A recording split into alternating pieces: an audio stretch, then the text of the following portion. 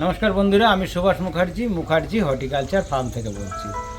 বন্ধুরা, আমি আজকে কিছু মশলা গাছ আপনাদেরকে দেখাবো, যেগুলো আমরা আমাদের ছাদে বা ব্যালকনিতে আমরা যে অনেক গাছ করি, তার সঙ্গে যদি একটা দুটো গাছ এই গাছগুলো করতে পারি, তাহলে সেগুলো আমাদের দেখতেও ভালো, আমরা এগুলো ইউজ করতে পারবো বিভিন্ন সময় বিভিন্নভাবে। তো এগুলোকে কিভাবে ব্যবহার করব সেটা যেমন বলবো, কিভাবে গাছগুলোকে গ্রো করব সেটাও বলবো। বন্ধুরা, আমার হাতে যে দুটো গাছ ধরা আছে, এটা হচ্ছে পার্সলে পাতা। পার্সলে পাতা আমরা যারা একটু রান্নাঘরে একটু খেতে ভালোবাসি, আমরা যারা একটু ফিশ ফ্রাই বা এই ধরনের কিছু করি, পার্সলে পাতা তো লাগেই। পার্সলে পাতা আপনারা বাজার থেকে কেনেন, প্রায়ই কেনেন অনেকেই। আচ্ছা, এই পার্সলে পাতাটা যেমন টেস্টি আসবে, এটা টেস্টের সাথে সাথে এটা ডেকোরেশন করতেও ভালো লাগবে।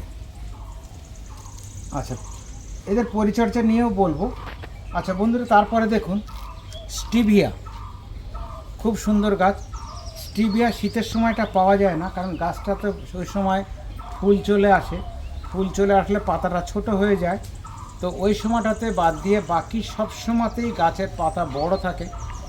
গাছ যত দিন যাবে, একটা গাছ অন্তত আপনার 1.5 ফুটের কাছাকাছি গাছ হতে পারে, পাতাগুলো অনেক বড় হয়, কারণ এটা তো তুলসীরই প্রজাতি।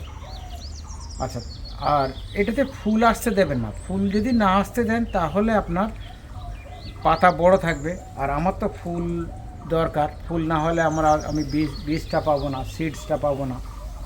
আচ্ছা, তারপরে আসছি রোজমেরি। এগুলো একটু শেড লাভিং প্ল্যান্টস। একটু ভার্মি কম্পোস্ট, মাটির সাথে একটু ভার্মি কম্পোস্ট বেশি দিয়ে বসাবেন। ধরুন আমরা যে 20 ভাগ বালি দিচ্ছি, তার সঙ্গে আমরা ধরুন 40 ভাগ ভার্মি কম্পোস্ট দিয়ে দিলাম, তাহলে 60 ভাগ হয়ে গেল, বাকি 40 ভাগ মাটি, ড্রেন সয়েল।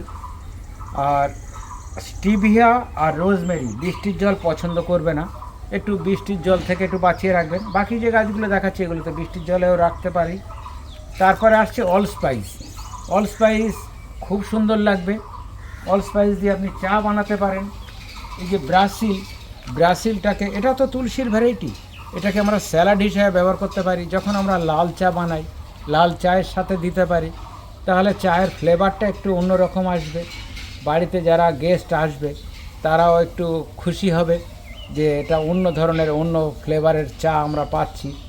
আপনাকে জিজ্ঞাসা করবে এই ফ্লেভারটা কোথা থেকে আসলো, বা এই চাটা কোন দোকান থেকে কেনা। কারণ সবাই ওনারা এটা একটা সারপ্রাইজ মতো হয়ে যাবে। তো বন্ধুরা, তারপরে দেখুন এই অরিগানো, আমরা মশলা হিসেবে যেমন ব্যবহার করব, হ্যাঙ্গিং প্ল্যান্টস হিসেবে ব্যবহার করব। আর এটাকে অনেকে পুদিনা পাতার মতোই দেখেন, কিন্তু পুদিনা কী হচ্ছে, পুদিনাতে যখন হাত দেবেন ওর যে স্মেল বার হয়, এটাতে অতটা নয়। কিন্তু অরিগানো অনেক ধরনের মশলাতে ব্যবহার করা যায়। তারপরে আসছে আমাদের এটা হচ্ছে আপনার আজওয়ান। আজওয়ানও একটা মশলা, পাতাতে হাত দিলেই স্মেল বার হয়। আর আজওয়ান দিয়ে আপনার যারা একটু তেলে ভাজা পছন্দ করেন, আজওয়ান তেলে ভাজার সাথে এটা দেওয়া যেতে পারে, ভালো লাগবে। আসলে আমরা গাছটা কি করব, আমরা যে ভ্যারাইটিস গাছ করব তার কিছুটা ইউজ করব, সেটা ভালো লাগবে, বাড়ির সকলের সেটা পছন্দ হবে। আচ্ছা, তারপরে বন্ধুরা, আমরা যারা একটু সবজি, একটু অন্য টাইপের সবজি পছন্দ করি, আর্টিচোক রাখতে পারি। আর্টিচোক আপনার একটু সেমি শেডে রাখবেন, একবার বসালে 4-5 বছর বসাতে হবে না, এই গাছ ঝোপালো হতে থাকবে।